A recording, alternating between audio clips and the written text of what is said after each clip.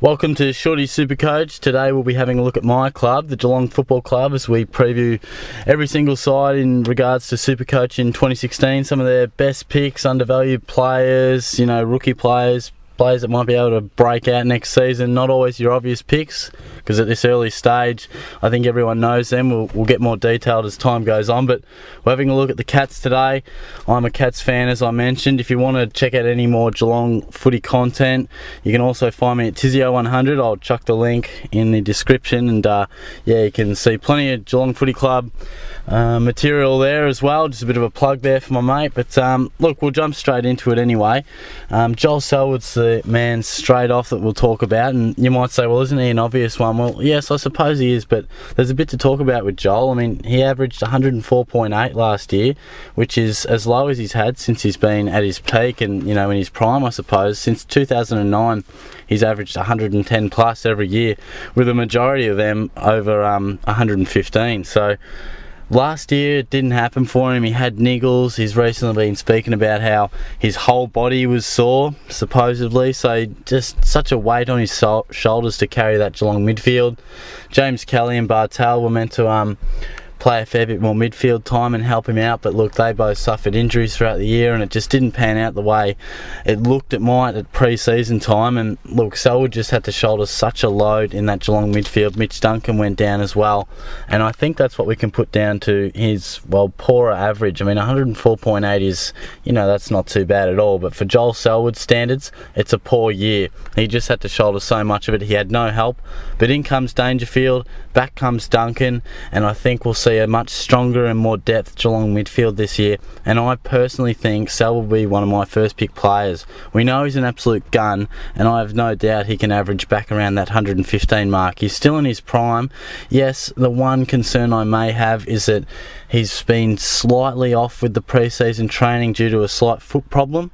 That scares me a little bit. I mean, they've been very vague about it, simply described as some foot soreness. The club has dismissed it, saying that it's simply just precaution. They don't want to push him too much after the big workload he had in 2015. So look, I'll be monitoring that, but I do feel that if he can get a good pre-season in and really get going, that he's the sort of guy who could just explode back to his best this year. So definitely one to have on your radar for your midfield there. Another man that I just mentioned before, but another one we should look at in 2016 is Jimmy Bartel. And, he plays all over the ground, doesn't he, Jimmy? And, who knows what positions they're going to put him in. But this year, he's got defender, midfielder status. So that is absolutely brilliant for us, because not so much for the centre, but definitely that defender is very helpful for us. Some of the stats for Jimmy: averaged 87.2 last year. But as I said before, he had that knee injury, tearing the medial ligament in round 3, I think it was, against Gold Coast, and he only scored the 5 points there. So look, if you take that out, he averaged 95.4, which is not too bad at all, and you certainly take that as from a defender's point of view. The query on Jimmy, I think, is his age. He'd be 32 come this season, and look, he's had a few problems of late. He's looked a bit slow. He's had that knee problem, obviously. He's concussed in round 1. Can he still play good footy? No doubt. The last round against the Crows definitely showed that. He pumped out a ton there, and he can still find the footy. He can still play great footy. The query I have with Jimmy, and we saw this at times last year, as a Cats fan, I believe I can shed some pretty good light on every Geelong player, and watching Jimmy closely, he was just that touch of pace off. He's never been a speedster, but that game sense pace and his physical pace has slightly put him behind. Here's the question I raised for Jimmy. I think his footy now against bottom 8 sides is as good as it'll ever be. He can still score 100 against those weaker sides, but your upper echelon clubs, your real top sides, I'm not 100% sure if we're going to see him at his game-breaking best. Does that mean he still can't find the ball and rely on his footy nous? Absolutely, he can still do that, and I think we can definitely get a 90 average out of him, no doubt. But it's just something to think about. He's not going to be at his best. He's on the decline. The question for Jimmy will be, is he going to offer you what you want for that defender status? Because I think he's not going to pump out those hundreds that he once did in the midfield. It's Still slightly unclear what spot he'll be playing at for the Cats. I personally think it will be around that midfielder, but also a bit of a Mr. Fix-It job. Sometimes he might float forward, sometimes he might be floating in half-back. He's done that for a little while now. I don't think there'll be an absolute spot for him in the midfield all the time, but I think he'll definitely be that sort of role player. That'll become clearer as the pre-season goes on. So there's a bit of... it's not exactly clear where he'll be, but I think we will get that 90 average from him. Depending how his pre-season goes, he may sell you on what he's doing at the time, but you may look elsewhere. So he's a very interesting prospect, Jimmy. They're definitely the main two you'll be considering for the Cats, but I've got a few names for you. One man that might not really bounce off the page for many, but I think he should be considered is Rhys Stanley. Not a guy you probably would think we'd be thinking about for SuperCoach a couple of years ago, but I want to focus in on the one game, and it's his last game of footy that he played. Unfortunately missed the bulk of the second half of the year due to injury, but against Port Adelaide was his absolute breakout game for his career. The 9 kicks, 8 handballs, 3 marks, 2 goals, 3 tackles, 24 hit-outs, 135 SuperCoach points. That's a pretty good game, isn't it? The final stat, 55% game time. That's unbelievable. He's played a tick over half the game and whopped out 135 SuperCoach points. That's impressive.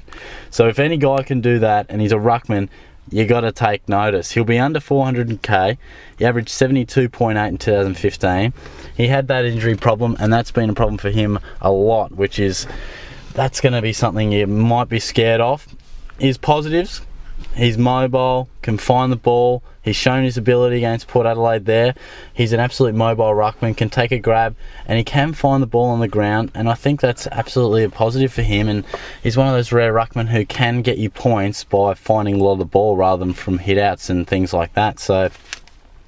But the negative side of things is, of course, the injury, which I touched on, but probably the bigger worry is Geelong's ruck combo. We, of course, brought Zach Smith to the club.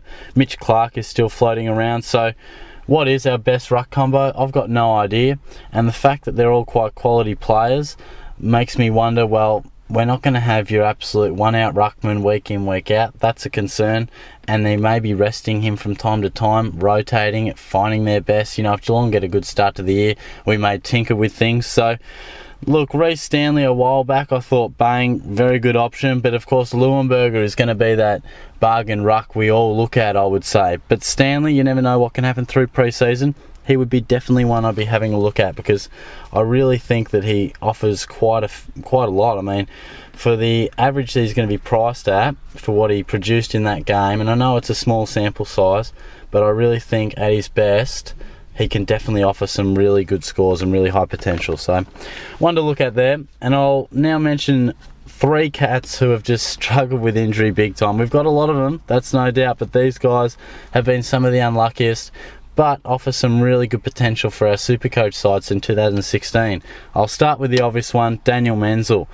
Averaged the 69 points last year from just the 2 games, of course, and thank God Chris Scott took him off in that last game, not only so he didn't get injured, but gee, it's good for our SuperCoach, because he pumped out 119 against the Pies that week before, and then got subbed off, 19, bang, plummets his average. That's fantastic for us. He'll be priced at a juicy price. I'm not exactly sure where it'll be at, but it'll be very tempting. It'll be more than your rookie price player, but I'll be getting Menzel in, and I'll tell you why.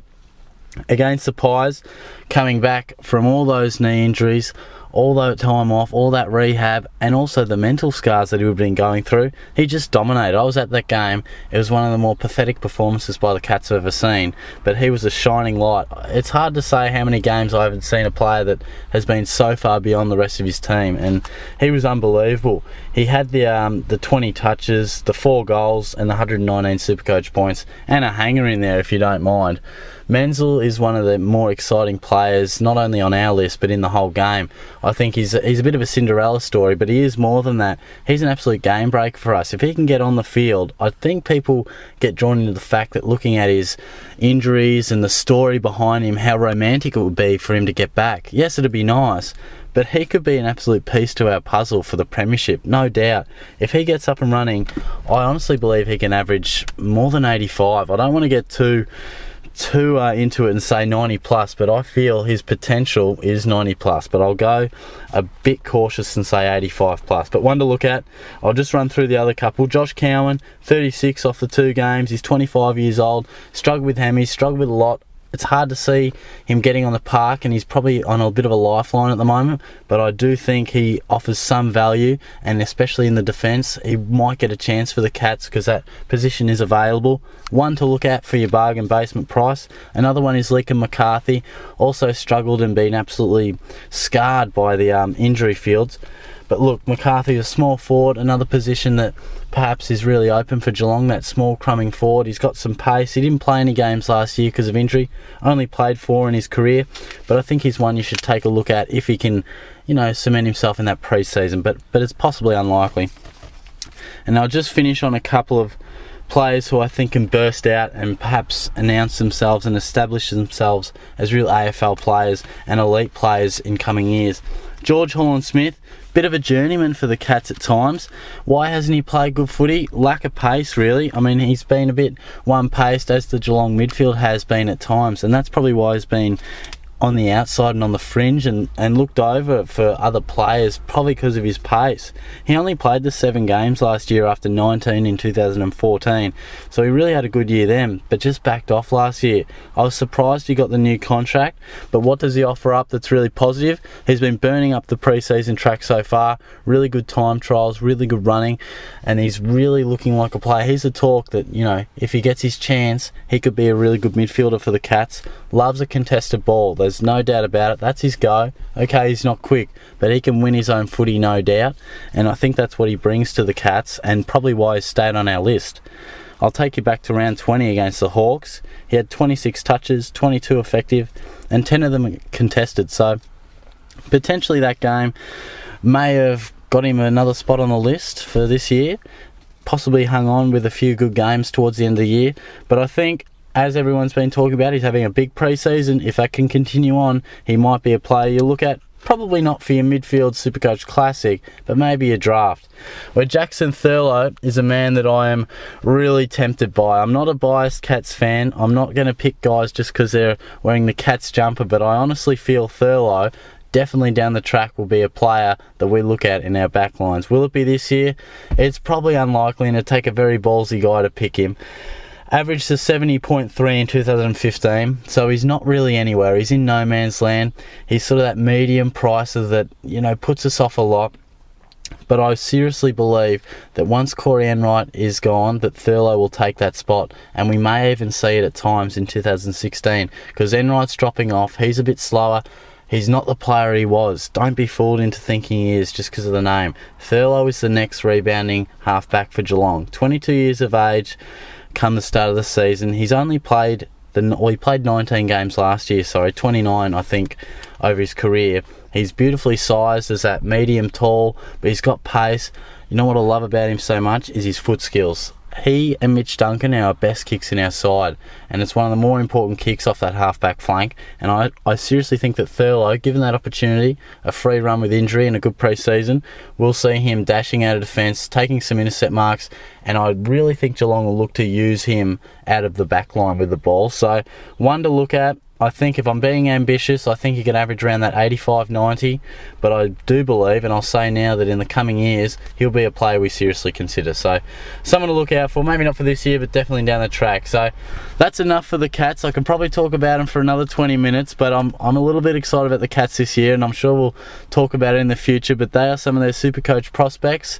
They've serviced us well in years gone by, but definitely a few rookie players and some guys that I think are undervalued. So if you think I've missed anyone, definitely leave a comment and tell me who.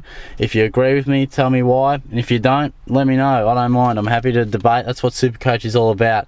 Everyone's got opinions. These are just mine, but let me know your thoughts. Give the video a like, give the channel a bit of a subscribe, and keep clicking back for plenty more SuperCoach content.